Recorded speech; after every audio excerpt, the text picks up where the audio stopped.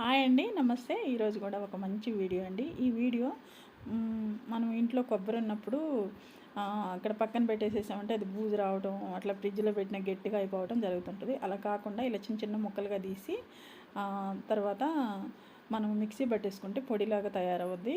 లేదా తురుముకోవచ్చు. తురుముకటం కన్నా మిక్సీ పట్టుకుంటేనే బాగుంటుంది. తర్వాత స్టవ్ వెలిగించి బాండ్లు పెట్టుకొని ఒక స్పూను నెయ్యి వేసుకొని అది కొంచెం వేడైనాక చూడండి, ఈ బౌల్ నిండా అయింది నాకు కొబ్బరి తురుము.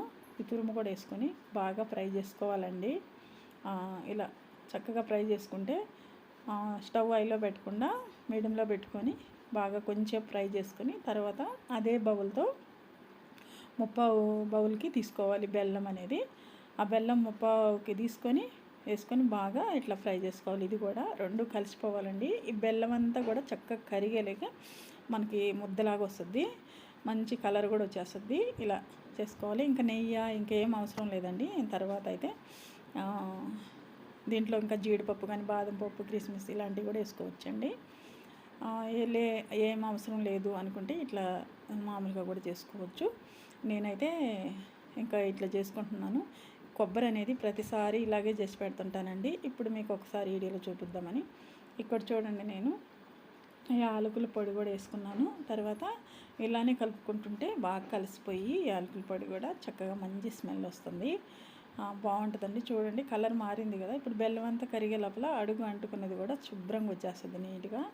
ఇలా కలిపేసుకున్న తర్వాత ఇంకా స్టవ్ అయితే మీడియంలోనే పెట్టుకోవాలండి.